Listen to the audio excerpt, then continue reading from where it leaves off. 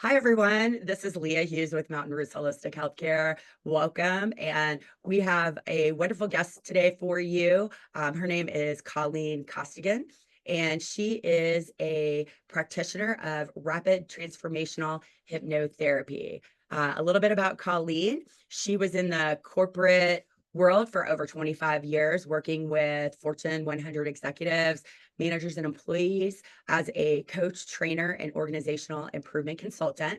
And then, like so many of us today, became a little disillusioned with how things were going and the progress she was making, and noticed that things would change for a little while, but that there were often underlying emotional clues and things that often many of us deal with that would hinder their progress or sabotage things moving forward.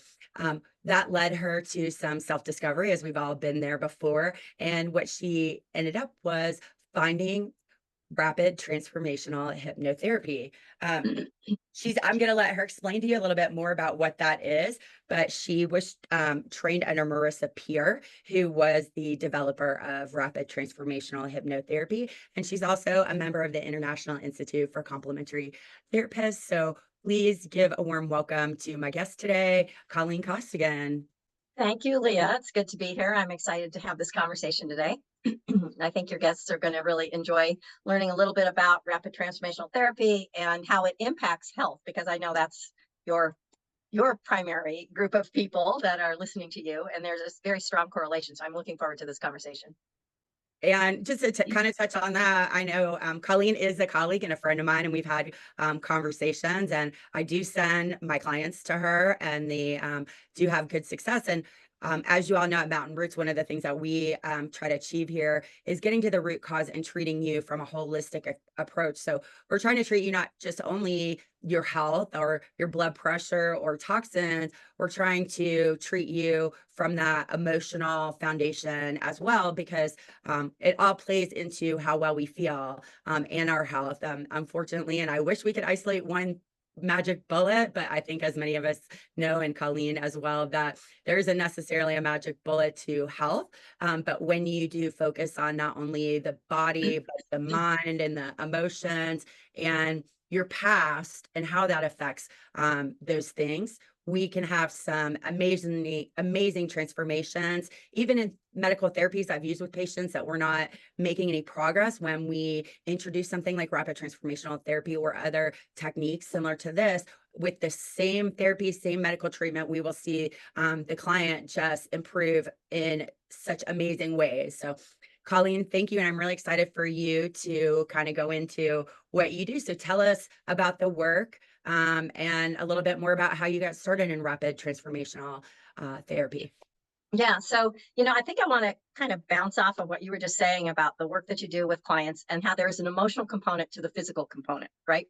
So almost all of the clients that I receive, not 100%, but most of them, are referrals from medical professionals like yourself, chiropractors, Western medical doctors, not so many of them, but a few.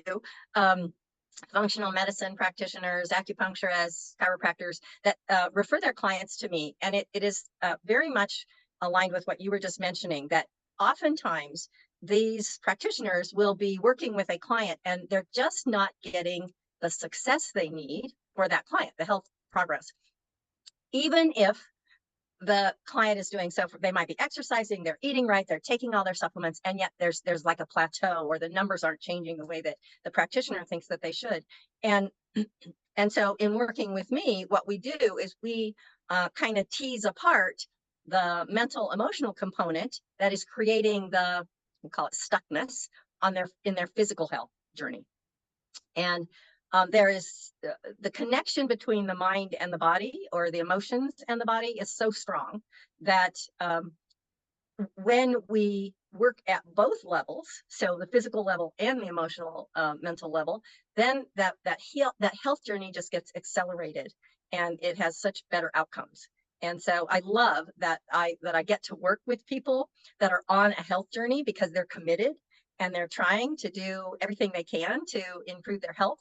And so they're committed as well to doing whatever needs to be done at an emotional level as well. So I love it. I love working with that type of client. Tell us what's different between, say, what you do and kind of going to a therapist to talk about emotional trauma or emotional challenges that we face in our lives. Yeah. That's a really good question. So I actually think talk therapy, which is, cognitive behavioral therapy and talk therapy, which is what most people think of when they think of therapy. I think there's a place and a time for that. And I think it can be very beneficial. But what the difference between talk therapy and the work that I do is that talk therapy most often is what's happening is the therapist and the client are working at a cognitive level. So they're working with their, cognitive thinking brain, right? Their awareness, like what Their they're awareness. aware of. Yeah, cognitive awareness, right? This is what I remember. This is how it's impacting me, and they're having this conversation, and that can be very therapeutic and very helpful. But the issue becomes when there is. So we like to think that we operate, and what we do and what we think and what we say all comes from this cognitive thinking brain of ours. But the reality is, depending on which research you look at, it's somewhere between only about 5 to 12% of what we think, do, feel, and act in a day is being driven by the cognitive brain. The rest of it is being driven by the subconscious. And so if we're only working at the cognitive level, we aren't dealing with things at a subconscious level. And our beliefs and the meaning that we have in life, excuse me, are held and maintained at the subconscious level. So the work that I do is helping clients get to the subconscious level to find out what the root cause and the source is of whatever is the obstacle or the limitation or the belief that is being held at the subconscious level that is impacting and limiting their ability to have the success, health, relationship, whatever it is, right? So I work with clients at the subconscious level to allow them to find out what that connection is. Once you change things at the subconscious level, then they start to shift at the outward experience of life. But if we're just trying to change things from a cognitive perspective, it tends to not happen or happen really slowly, or only happen for a while. People tend to slide back, right? Tell us a little bit more about what that subconscious level is, and how do those beliefs actually develop there, and why can't we access it? Most of the beliefs that we have about ourselves were created when we were children. And if you think about our experiences as children, from a very primal perspective, as a child, our job is to stay alive, right? That's our job. So what we're doing is we're looking at the world and we're trying to make sense of the world. We're trying to figure out what the rules are. How do we live in this experience that we found ourselves in? And so part of that is we look at our caregivers and the world around us. And we try to determine, again, this is not at a conscious level at all, this is a primal level. We try to determine, how do we keep those caregivers connected to us to take care of us and keep us alive, right? Because we can't survive without them. And so we're interpreting what goes on around us and making meaning and beliefs about that. And so we create beliefs about ourselves. Now, as a child, because we can't live on our own, there is this survival mechanism that basically says, if the caregivers around us are not healthy, not capable, not really doing in my best interest, my survival is threatened. Does that make sense? Mm-hmm. Yeah. If they're messed up, it's really a problem for me. And so children really can't believe that their caregivers are messed up, so they internalize it. Oh, it must be something about me. So if mommy or daddy are not giving me the attention that I need, well, it must be something about me. Rather than, they don't have the capability to understand that, mom is depressed, or dad has bipolar disorder, right? They don't understand that. So they create this belief about this. Oh, well, it must be something about me. And if I were different, then they would help me, and they would take care of me. And we have this very strong need to attach to our caregivers. So we do things that will get our caregivers to attach to us. So if I try to do everything perfectly, then that caregiver will love me more. If I'm a good girl or a good boy, then that caregiver will care for me more, love me more. So we create these beliefs, which makes sense when you're 5 or 3 or 2 or whatever, right? we create beliefs about ourselves from this very early age. And then once the subconscious grabs onto a belief, it wants to hold on to that belief. And so it will go around looking for, it has like radar on, looking for evidence to support that belief and ignoring or rejecting evidence in contrast to that belief. So if as a child, I created a belief about myself that I needed to be perfect in order for my caregivers to take care of me, then they go around in the rest of their lives looking for evidence that says, see, you do need to be perfect, right? Being perfect is important, right? And so they live their life believing that they have to be perfect, which, by the way, is impossible because, we are human and we make mistakes. But the anxiety and the need to be perfect grows and develops, and then it starts to create issues for the person, right? Because they are never satisfied with their work. They have a high level of anxiety as they move through life because they need to be perfect in order to be accepted and loved. And so this creates this whole dynamic that goes on with them, right? And then within that, they've now created physical manifestations, right, that prevent them from even being healthy, because now they have this high level of stress, high level of anxiety, and as you know, that creates all kinds of things within our bodies. Right. I was going to say, I kind of, when you were talking, I imagine it as the subconscious in your kid. It's like you're kind of building the scaffolding or the framework that is kind of to protect you and help you move into life. And unfortunately, sometimes, and we know in construction, right, because of something that happened, the framework or the construction, which is the subconscious and those beliefs, doesn't always get built in the most positive way or Yes. healthy way. And then we carry those, and and also I just want to caveat that with, like, you can come from a very loving, caring family. You don't necessarily have to have had any physical or emotional abuse or neglect or any of those things to develop unhealthy kind of subconscious beliefs. And when I did this work, one of my belief systems is that there's never enough money. And I was raised by a single mother. And I will tell you that I always had food on the table. I always had clothes on myself. I was clean. I actually grew up in a home that my mom provided for us. I had family members around us. But my mom, because of being a single parent, was always stressed about like having enough money, even though like I still went to ballet and gymnastics and all of those things. But because she kind of verbalized that around me, that I developed that subconscious belief that no matter what I do or how much money I'm making, and this is actually common in entrepreneurs and people Very common. Millions and millions of dollars, that I kind of developed this belief that there was never enough money, and there wasn't ever going to be like a safety net. And that was something that was kind of interesting to me. And also, when you develop those, right, that can be one part of it, but it can be part of, like you were saying, I'm not perfect. So that could be kind of like the top layer, right? But really, there's the next layer of the subconscious that's driving that, which is something sometimes even more deep, right? Like the I'm not perfect, or I'm not worthy, or things like that. And I think as you go through this work, right, some of it is realizing that your parents were people, right? With their own issues, and and that they made decisions because they thought they were the right things at the time, but unfortunately, it in the way that they expressed those or showed those things to you, which often was beyond their control, you kind of developed a conscious belief. And it's also not our parents, right? Teachers. The world.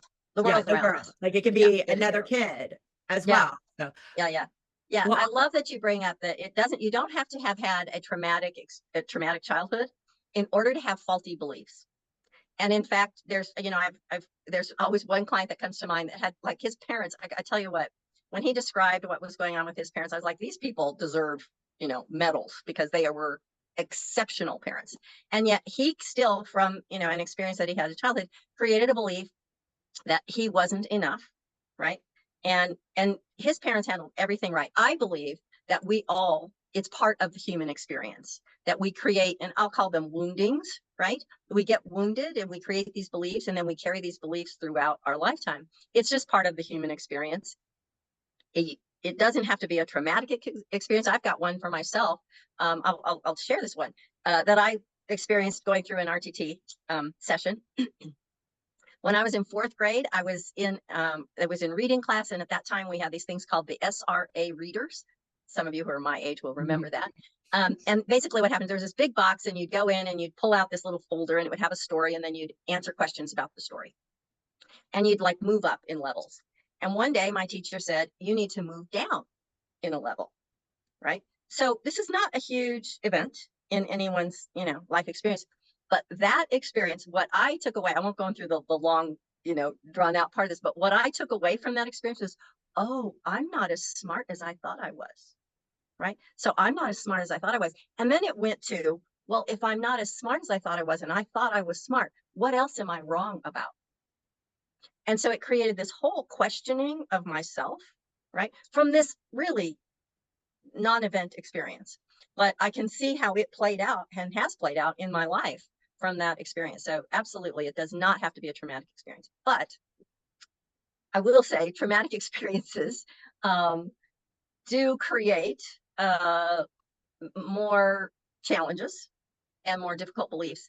And I actually do want to talk a little bit about that with you because of the health impacts to traumatic experiences. So there was a study done. It's now getting a little bit old. I think it's probably 10 years or so by Kaiser Permanente and the Center for Disease Control. And they had 17,000 people in the study, which if you know anything about research, that's a really big population. That's a very large population to be studying. And what they did is they ran questionnaires on these 17,000 participants and asked them about their childhood experiences.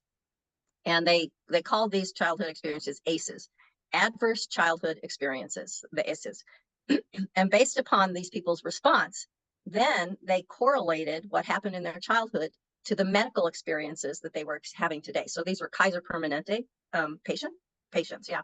And so what they found is there's this huge correlation between childhood, adverse childhood experiences and health outcomes.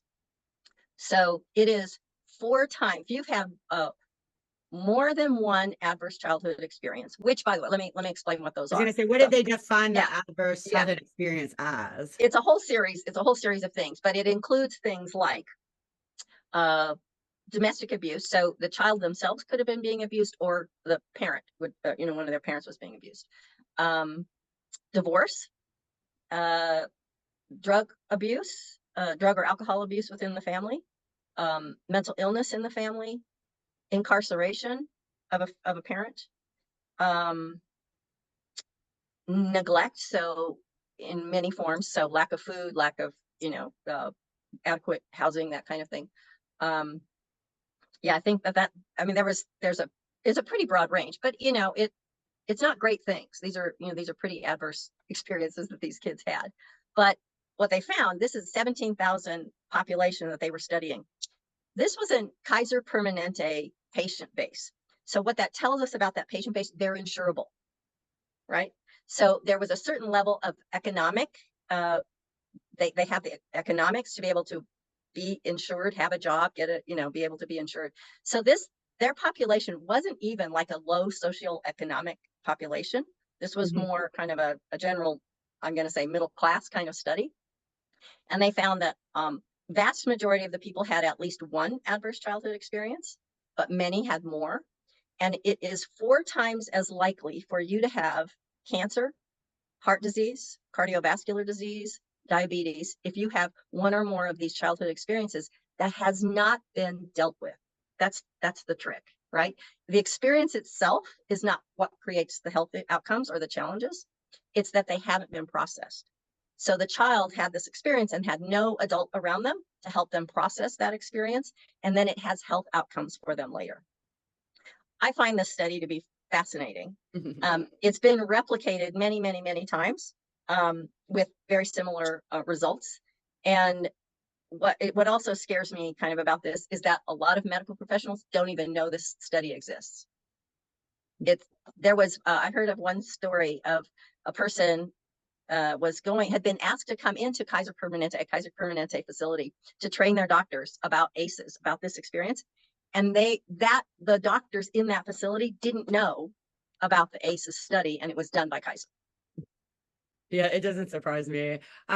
It's kind of interesting that you say that because when I screen patients as new patients, like I talk to them about, where did they grow up? What was that like? Yes. Did they have two parents? Did they have any trauma? And a lot of times people kind of like balk and they're like, your intake is so long, and why do you need to know all this stuff? And because Yeah. the reason is that you're a whole individual, you're a whole person, and we can't divorce one side of what's going on when we're healing the body, and that those Yeah. ACEs, Yeah.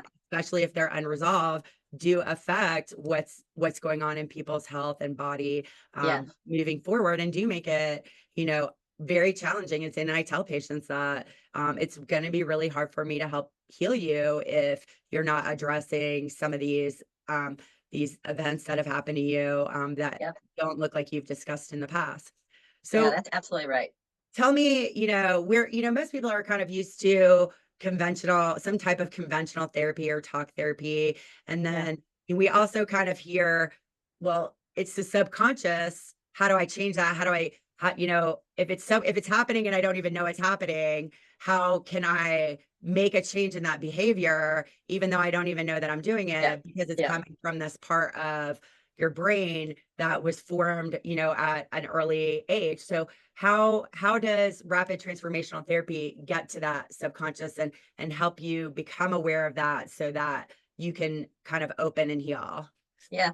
I want to answer that question, but before I do, I want to back up because I want to kind of continue this conversation a little bit on the ACEs, because when people hear that, sometimes they're like, oh, well, I had this horrific childhood and now I'm destined for bad health, right? They could make that. So I want to decouple that, right? You are 4 times more likely to have these health outcomes, but it isn't predetermined, right?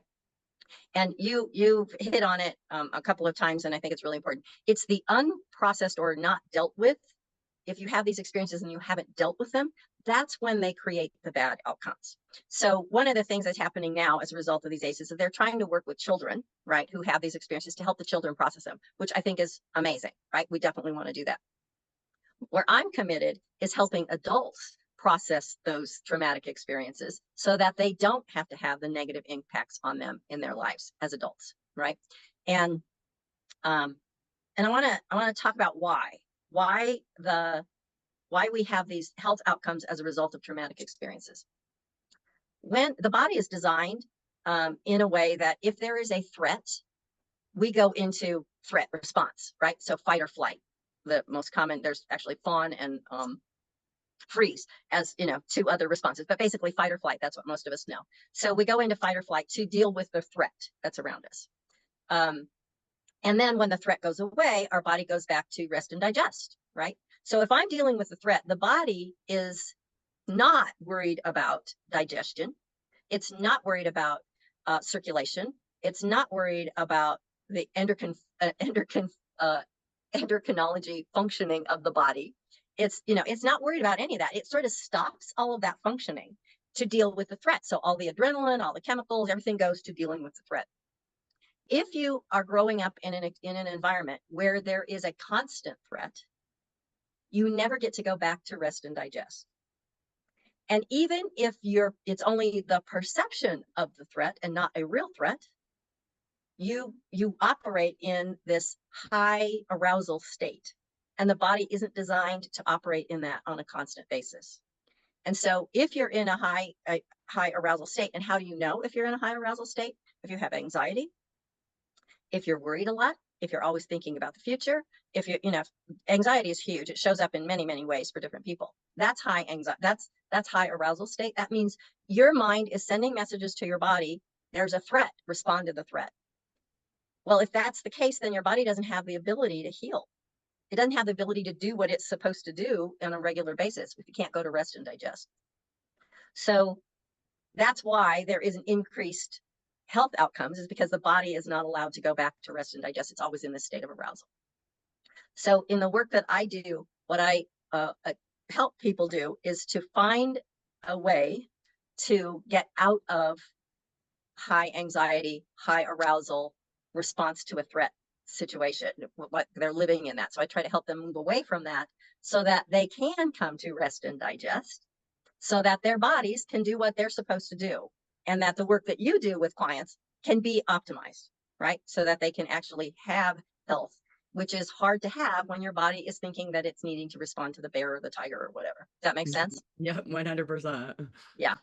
And we it's, I think it's a funny phenomenon that I experience. Like, people are really, they're pretty, you'll accept that, oh, if I think I'm going to have to do public speaking, or if I've got a job interview or something, that, we get nervous from that, and we know that we sweat, and, we perspire, or we have, jitters, or a knee shake, or we have stomach upset, we vomit. I mean, these are all things that people pretty much accept as, just happens. But I believe that if we can create those kind of reactions in our body, to have these physical reactions, right? Why can't we turn that power in our brain to have healing power in our body? But that's a much harder pill for people to digest, right? Yeah, it is. It's like they It don't is get for that part. sure. But Well, it's like, I mean, oh, it's the unseen, right? And I also think it's important to know, like we're talking about, you develop these subconscious beliefs that your brain kind of leads you through the rest of your life, no matter yeah, what you're doing. And that even when there is no perceived threat, that subconscious belief acts that yeah, way and causes you to have those emotions or feelings yes, or reactions to something that it actually shouldn't be having those reactions. that's And right, that's that's right. because of that, right? That framework or those subconscious beliefs Yeah, that your brain, formated at such a young yeah, age because of an event. Usually, often sometimes just like one small event, like you were explaining. yeah, And when we can walk through that, right, with adult eyes and see yeah, why the child perceived it that way and why it became part of our subconscious.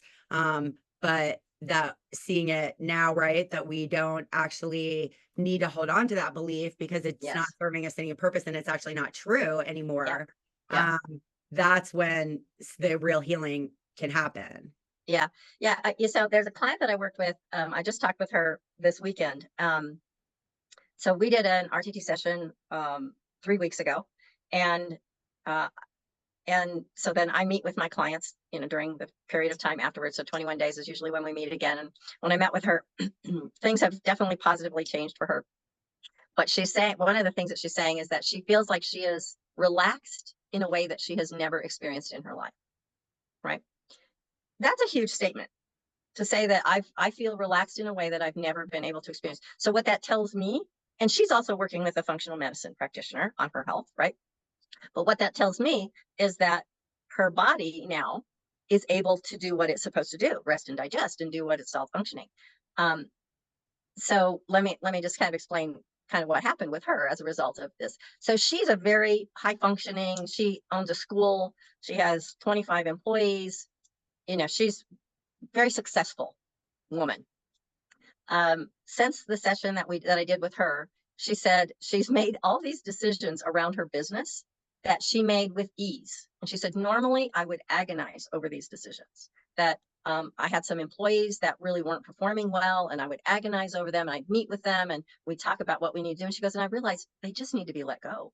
Like, it's best for them and best for me. But she said, this is what she tells me. She said, I wouldn't have done that. I wouldn't have let them go, because I would be feeling like, oh, I need to help them. It's part of my job she doesn't want to disappoint anybody or make anybody feel bad. And so she made, that decision, and many others that she said she would have struggled with, but now is making these decisions without worry, without debate, without angst. So that's, I think, great and amazing. And then she has this, I feel relaxed. And then she said, and I'm tired. And she goes, I've been feeling really tired. So we had some discussion around this, right? So it could be her body has been on this high alert for so long that it doesn't know what it's like to not be on high alert. And so what might feel like being tired might just be relaxed, right? Right. Maybe. The other part of it, and she had a meeting this week with her practitioner, and they were going to run some more blood tests.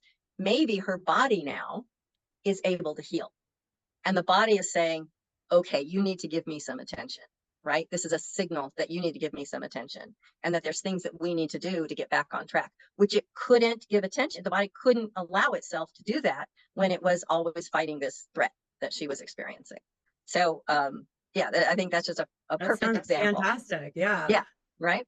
So what is the process? What is Yeah, your process? Like, you yeah, yeah. know, we like rapid transformational hypnotherapy. Like, I think people get things kind of like up in their head, like they're Right. gonna be, you know, barking like a dog or, you know, I know. running around doing Right, silly things. right. So can you kind of I will. explain what that process looks like and how that, why that gets to that subconscious and allows the change? Yeah. So I always start with a conversation, right? Where we talk about what's happened in life, what are they wanting to change, kind of what's led up to this, so that I have an understanding about their background and history, similar to probably your intake, you know, kind of understanding history, but also just trying to understand what their presenting problem is. What is it that they want to change? So I have a clear idea on that. So the process, it's actually kind of a process. It's not, I often talk about it in terms of a session, but it's really a process. So it's a 21-day process. The start of that process is that intake, but then the session itself, it's about a 2.5 hour session. I do all of my work virtually. So people are in their own homes, often laying on their own bed. So it's a very comfortable, safe environment. I used to do in-person sessions, and then COVID came along. And so then I switched to virtual sessions. And I now personally think I like it better because it's a little, you know, people feel a little anxiety and discomfort and, you know, trepidation about having this hypnosis and, you know, RTT. And I think when they're in their own home, it reduces the anxiety, right? It's just a much more comfortable, relaxed state, and I love it. So, and the other question people will say is, well, can you actually hypnotize somebody virtually? And yes, you can. So, so anyway, so the session is 2.5 hours. There's steps in the process. The first is called induction, and that's where I guide the client into a very relaxed state. Um, you know, I talk about hypnosis. Hypnosis is what allows us to get to the subconscious level. It's not some mystical, magical thing. It's actually taking our brain from beta brainwave, which is where we're operating now, which is just the frequency of the electrical impulses and the brain waves that are going on. Right now we're in beta, so it's pretty fast. What we do to get to the relaxed state that helps us access the subconscious is get to theta brainwave state. So it's just slowing the brain waves down, getting to a relaxed state. Theta brainwave state is a normal, natural state we go in and out of throughout the day, but the two times that are most noticeable that we are conscious of it is right as we wake up and right as we go to sleep. So it's that in-between stage where you're not fully awake and you're not fully asleep. You're just very relaxed, very open, very receptive. That's the place that I try to take people, is to that theta brainwave state. I don't know how to get somebody to bark like a dog or forget their name. I do think it would be interesting, and every once in a while I think I'll learn that, but I don't know how. And it doesn't happen in my sessions. Very often at this point, people will say, oh, I don't know that I could relax that much, right? I don't think I could be hypnotized. And I will say, for some people, it is easier than others. Purportedly, there's probably about 5% of the population that cannot be hypnotized. People with high anxiety and type A people are often those that say, I don't think I would be able to be hypnotized. So what I say to that, and my experience has been, well, you may not actually get to theta brainwave state, but if you can relax, we can do the work, right? So it's just allowing ourselves to get to a very relaxed state. So the first part is induction, taking a person into that very relaxed state. The second part is what I call investigation. And this is where we ask the subconscious. When you in induction, it takes us to theta brainwave state. That relaxed state is what gives us access to the subconscious, right? So the conscious brain steps aside. It doesn't go away, but it sort of steps aside and gives us access to that subconscious. So we can sort of have a dialogue with it or find out information from that subconscious, which is normally kind of being blocked by the conscious brain. So while we're in this relaxed, open, receptive state, then I ask questions about the root cause and the source of the belief that we're trying to figure out, right? So let's just use a really common one, which is I'm not enough. That can translate to all kinds of different manifestations in people, but I'm not enough. So what's the root cause and the source of I'm not enough? I typically will ask for 3 scenes or experiences from the past where that root cause of that belief got started. And most often the subconscious provides us with that information. Occasionally people will say, I don't see anything, I'm not remembering anything, and that's fine. I have other ways to get there, but we get there, right? And so then we find out where that belief got started. So as the example that I gave you for myself, it got started in my 4th grade reading class, right? Where the question was, oh, I thought I was smart. Now I'm not smart, right? So where'd that start? Well, so we find out at least 3 situations where that belief got kind of the root of it, the seed got started. So then we have these experiences. The next is interpretation. So my client and I then interpret, here's what the subconscious provided us in terms of data about where that started. So let's interpret that. Let's understand it. And what I often, it's pretty common for clients to tell me, when I tell them this process, they'll say, oh, I know where this started. I know exactly where this started. And sometimes in the RTT session, they will go back to that event, right? Sometimes not, as a surprise to the client. They're like, oh, I can't, like, and they'll say things like, why is this coming up? Doesn't it seem to have any relationship, whatever. It's okay. We don't know why. That's why we do the interpretation. But here's what I will tell you: of the people that say, I know where this started, and they go back to that, we do remember, go back to that event. What they will tell me is they never saw it with that perspective before. So it's a unique perspective, a new unique lens. And they go, oftentimes they'll be like, oh, like I get it. Like I've known it was there. I knew it was important, but I didn't understand sort of the seed or the germ of why that created this belief. So they see it in a different way. So we do the interpretation. And then once we have this understanding of how those experiences created the beliefs that we're having today, then we do this reframe and disconnect. So it's like, okay, so you did have this experience. We can't change the experience. It is what it is. But we disconnect all the emotional connection to it and the belief. So we sort of can say, had this experience, may or may not have been a great experience, but it's just an experience now. It doesn't have any charge, doesn't have any impact, and we disconnect it. And then the last part of the session is called the transformation, which is where then I take language that the client has used both in the intake form during the session, and I create this messaging where we give now to the subconscious. It says, instead of the belief that I'm not enough, this is the belief that I'm very strong, I'm very capable, I'm very confident, all the things that come in there. We create that messaging. And because you're in theta brainwave state, it's more receptive to taking in those messages at that point. So that's the 2.5-hour session. Now I record the first 5 minutes and usually about the last 15 minutes. It's always different because it's live and, unique to the person, but it creates usually about a 20-minute recording. So it's the induction and the transformation that create this 20-minute recording. Then the client listens to that recording every day for 21 days. This is an important part of it because the mind learns by repetition and it likes the familiar. So what it knew and what it's been familiar with is I'm not enough. So we repeat in this relaxed state, the new messaging, the new programming, and we repeat it over and over again to where then the subconscious takes that on as the belief. And then it starts to drive the behavior that's connected and associated with that set of beliefs. That sounds amazing. We should all sign up, right? No, I've done some of this work and it is very helpful, for sure.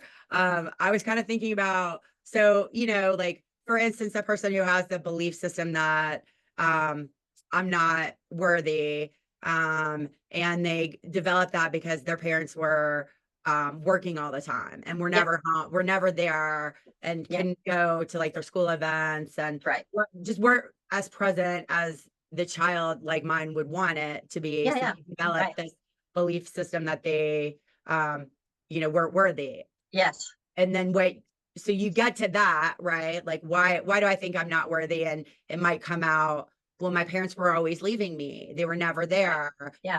They were never at things that were important for me. And then you would help them see that, correct? And like, well, what was actually going on was that you were so worthy that your parents were working all the time to provide you with everything that they felt you deserve to have, which resulted in a lack of them not being present, and your brain interpreting as you're not worthy instead of you were so worthy that they were working that hard. And so now could be. So now you can kind of see that, like, as oh, my parents were people. My brain kind of misinterpreted what, they weren't perfect. They weren't there, but they weren't there because I wasn't worthy. They weren't there because they were trying to, pay the bills and provide me with all the things that they thought that I needed. And so then when you recognize and see that through the different light, then that's kind of the part that you say that's where we reframed that belief. And now we're changing it into, you were so worthy that Yeah. all of these things happened. Right. So we're able to go back to that scene and view it now with an adult wisdom, right? That you just don't have as a kid. You just can't, just not available to you. And so when you see it with an adult wisdom, sometimes I will say, like either this unattached observer is watching this scene, and what do they make of it? Right. And they're like, oh yeah, they're saying it's not. And that the kid is thinking, I'm not worthy, right? That this observer can see that. And then they're like, oh no, it's not the kid. Right. It's not the kid. It's the messed up situation, whatever that is. It may be that the parents were emotionally unavailable because of their own psychoses or whatever, right? Or it just is a messed up situation. It's nobody's fault. It just is messed up. But when you're able to sort of see it that way and then reframe it, then it lets them be released from the emotional connection and the belief that they created with it. Yeah, that's absolutely right. So most of us have more than one of these, correct? We do. So in your transformational session, like you do a session, you get to a belief, and then they work on it for 21 days.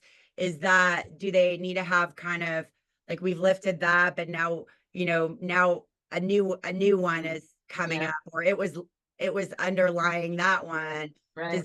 Is that where somebody might need to come back for kind of another session to get to the root cause of, this other belief system? Right. Yeah.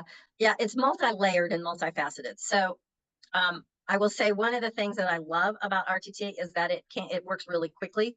I've had people say, oh my gosh, this is like 10 years of therapy, right? In like a session.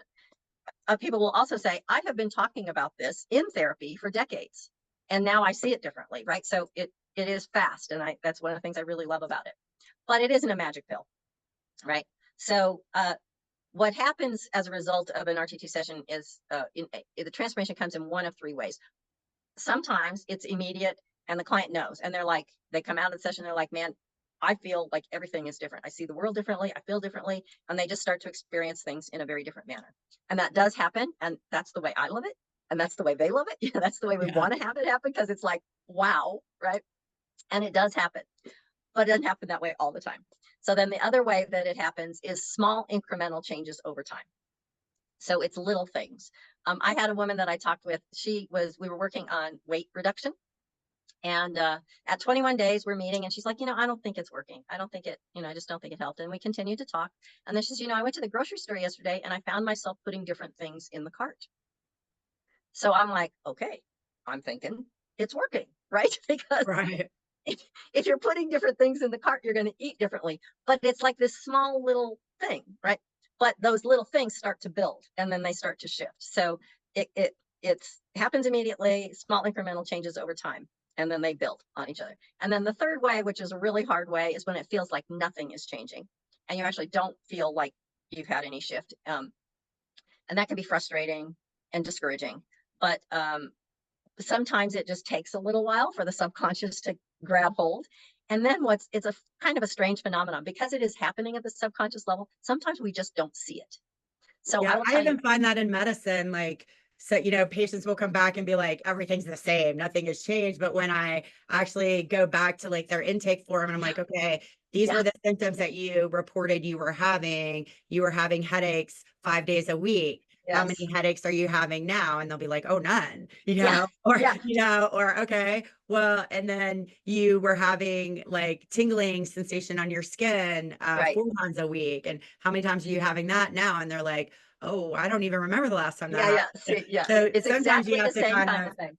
remind them of where they started, so Yeah.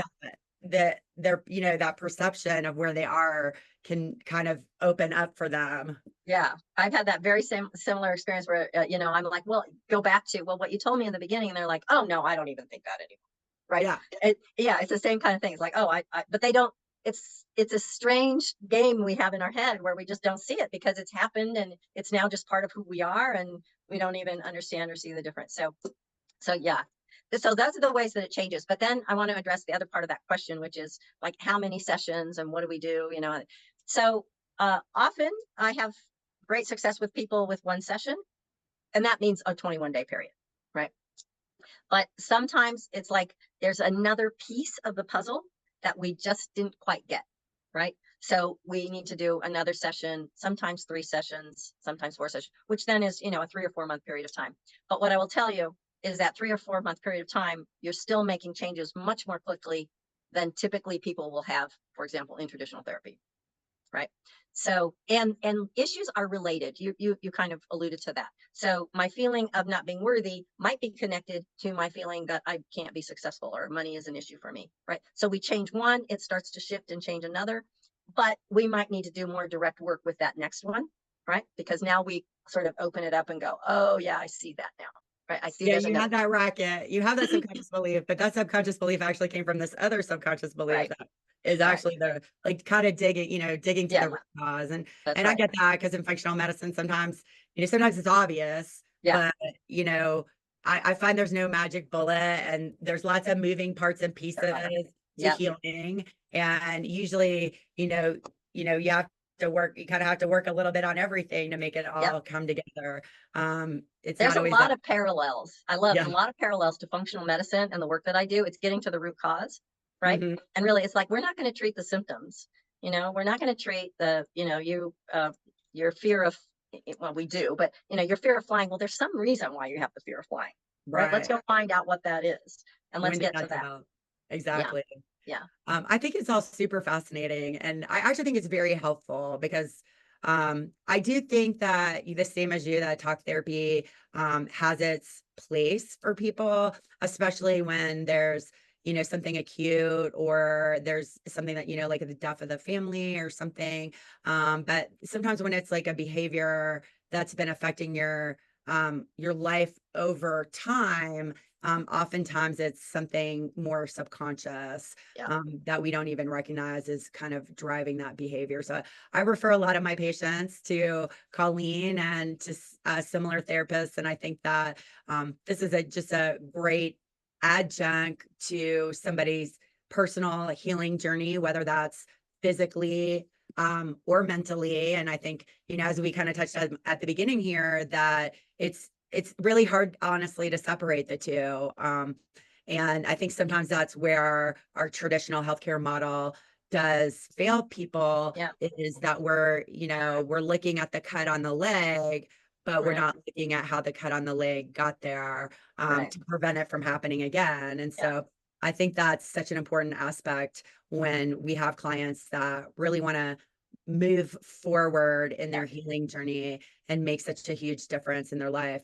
I kind of had a question about, so you listen with your process, you listen to the recording for 21 days. Yep. Is there a place that you would, or a time that you would continue past that 21 days listening to that? Or is there a Yeah. place or time when maybe you did it for 21 days, you thought everything was fantastic, that you would maybe come back to that? So the woman that I talked to you about that, she's now feeling relaxed more than she ever has. So we talked about, and she said, I think there's some more that I want to work on, right? That I want to work on. And her question was, when do we do another session or whatever? And I said, well, it's really up to you, right? It's kind of where you are. And my instinct and what she responded to was, I like what's happening now and I want to continue it. And she goes, I don't want to stop listening to this recording. She goes, I want to keep listening to this recording because I see what it's doing for me. So it's great. And it's hers forever, right? So she can listen to that forever. And she's like, I see how this is changing me and how it's impacting me. And I don't want to stop. And, she's like, and I'm worried about doing another session and then I don't get to listen to this recording, which of course is not true. She can listen to it whatever she wants, but that's fine. But so the recording, um, yeah, it's available to that person forever. So here's, some people will do just as you said. They're like, I think I've gotten what I needed. I'm kind of done. Everything's shifted. I'm good. And so that's fine. Some people will listen to the recording a couple of times a week because they're like, this is maintenance, right? I'm just Mhm. keeping this as maintenance. And then some people will use it when they're finding themselves sort of like in a situation that they don't like, it's uncomfortable, that feeling starts to come back. Then they'll listen to it for a while to sort of put them back on track. So it can happen in, any form like that. Awesome. I think that's really cool. And you have a resource, right? So you have a resource to refer back to and And use it. utilize. Yeah, it's available. It's a tool they can use forever. Before we go, because I know we're kind of running out of time, I do want to talk about it. I have had a couple of several clients that I've worked with where there has been a physical manifestation that has changed as a result of the work that we do. So I do want to share that because I think it's really powerful for people to understand the power within them to heal. So I had one woman that came to me and she had these cysts. They were on her fingers and on her toes and on her chin and face, and they were painful. And she's an athlete, so she plays tennis, she runs, and these cysts were impacting her ability to do her sports, and they didn't look good on her face. So, it's not good. So she had gone to her Western medical doctor, and they don't know what it is. They shot a couple of them with cortisone, and they were getting smaller, but they weren't going away, and they were still there. And, she was wise enough to say, I think there's an emotional component to these. And we did a session, and within 2 weeks, they were all gone. Wow. So that's pretty powerful, right? Yeah. And it was like they were gone. Another one that I can think of right now, she had irritable bowel syndrome. And after we did a session, period of time, several weeks, her symptoms had reduced significantly. And she was consistently doing what she needed to do to keep healthy. Right. So it was two parts. One is the symptoms reduced, but the other part was then she was starting to eat healthy, exercise again, do the things that she knew that she needed to do to manage that. So I always find it fascinating, right, to see that kind of power happen so quickly with somebody. And I wanted to point that out because I think it's really helpful for people to understand. We do have within us the power to heal, right? We are our best pharmacologist, right? Our body is the best pharmacologist. And when we can turn it on to heal, right, it's amazing. And I think the pairing of the work that you do with the work that I do that's so powerful because we're doing things at a physiological level and a psychological level to make the body healthy and whole. I agree. And I hopefully that this conversation that we're having will help people recognize that, because I do think sometimes people kind of get bogged down in like the medical treatment part. And when, I suggest, well, how about adding this in on, to hit the emotional side, people are kind of like, no, I'm doing this right now. Right. Maybe I'll do that later. And I hope that Right. this conversation helps them see, what we're saying is the root cause, and that you kind of have to work at things from all different levels to have that healing journey as well. I do want to touch on what would be some contraindications to doing RTT, or would maybe say you need to go do this first before you can come to this therapy. So could you maybe touch on a few of those things that would be like, maybe this is just not the right time for you. Yeah. It's that it might not be the right modality in the future, but right. what would those things be? Well, I always find it difficult to tell people that if they have epilepsy or seizures, it is not advised that they do hypnotherapy. So that's always a little discouraging for people. But hypnotherapy can trigger seizures, and so we just don't want to do that. So that's the only like kind of solid, don't want to do that. My experience is that when people are in a really acute situation, in their life experiences. So, in the middle of my husband just told me 2 weeks ago that he wants a divorce, and I'm all, eh, unraveled as a result. My experience is that that's not the best time to do a session, right? There's just everything is just too chaotic, really, and that could be other situations like similar, but where it's really everything is very much still very active and triggered and involved. It hasn't been my experience to have that be very successful in that time. But when you kind of are calmed down a little bit, not like totally, but where you can actually function a little more with a little more ease, then that is a really good time to do it.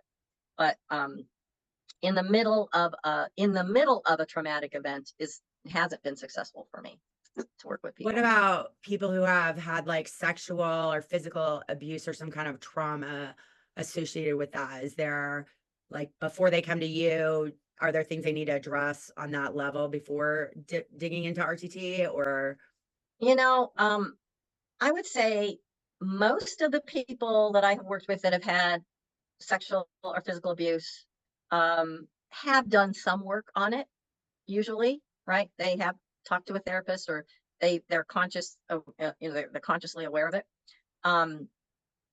But if they're committed and they want to work on it, then it's fine, right? I think it's a very powerful tool. There are times, and I don't want this to necessarily scare people off, but there are times when people will discover that they have been sexually abused, that they didn't have a conscious awareness of that. And that can be but what I often find is there's a inkling in their mind that it's a possibility, but they didn't have any evidence of it. They didn't have a cognitive memory. So sometimes that does come up. What I will say that, in my experience with clients, the subconscious will provide you only what you're able to deal with at the time. So, I had a client not too long ago where it's like during the session, she's like, I think maybe I was sexually abused, right? But that's as much as we got, right? Just that, which is totally fine, right? We were able to work with that. Now, down the road, we may go and explore that a little bit deeper, because often what happens as a result of sexual abuse is the feeling of shame, not being enough, not being worthy. There's a lot of things that tend to happen as a result of that. So, I would say again, if the sexual abuse occurred yesterday, probably not a good time to do an RTT session today, right? Yeah. Um, The other Probably question not. I also had was, are there certain medications or drugs that can hinder somebody's ability to kind of tap into that subconscious? Like, if you're smoking marijuana every day, is that going to make it more difficult for you to get to that subconscious? Or if you're on, anti-anxiety medications or things like that, do those affect kind of that ability to get down into that subconscious level and make changes? Yeah, that's a really good question. It's a little bit of a mixed bag in my experience. For some people, they'll be on like Xanax, and when we'll have these really powerful sessions. For other people, it seems like it gets a little bit dulled, right? And so we don't, but we're still able to make progress. So I think it depends a little bit. What I will tell you is that people will find themselves not needing the medication after they've done sessions. And I always tell them they need to work with their doctor, titrate off. You don't just stop it, whatever. But they'll be like sleep medicine that's off. Lots of people come in with sleep issues, right? And they'll be like, I don't think I need my sleep medication anymore.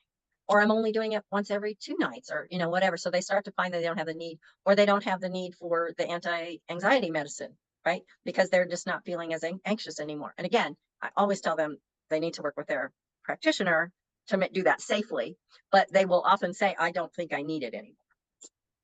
Well, that's it. I like that information. Do you have any good parting words for us about rapid transformational hypnotherapy, or anything that you feel like you didn't get to let us know before we end our session today?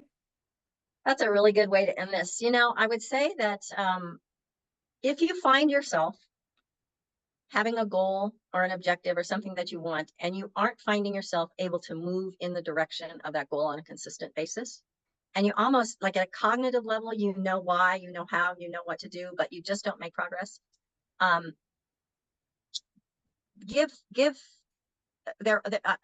is not the only option. RTT is not the only option. There are other options out there.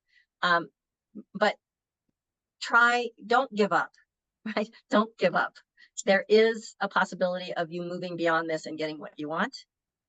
So be willing and open to trying something like RTT. Be willing and open to trying something that's going to allow you to get to the subconscious level, to make those shifts. And you will see that you can have what you want, and that you truly are worthy and you are enough, and be able to actually feel that in your heart. Well, I think that's a great way to end. Well, thank you, Colleen, for coming on and being part of our, what I'm trying to do, which is just to educate people on what opportunities are out there and different things that we can utilize to help them heal and move forward and live healthy, happy lives. Colleen Costigan, again, she does rapid transformational hypnotherapy. She has her own practice called Minding Solutions. You can reach out to her at mindingsolutions.com. And I do believe, correct, Colleen, that you offer kind of like a introductory free consult on letting them know what you do, and they can ask questions and make decisions onto whether that they want to move forward and that's the right opportunity for them. So if you even have an inkling or an itch that this is calling to you, and that you think this might be the next step for you, I highly encourage you to check out Colleen's website and sign up for that introductory conversation that you can have with her, Yeah. because then she can dive a little bit deeper into what you're looking for and how best it can help you specifically. And I am Leah Hughes, the nurse practitioner here at Mountain Roots Holistic Healthcare, and thank you for joining us today. Thank you so much, Leah. Very much appreciate the conversation and the opportunity to talk to your patients. Thank you as well.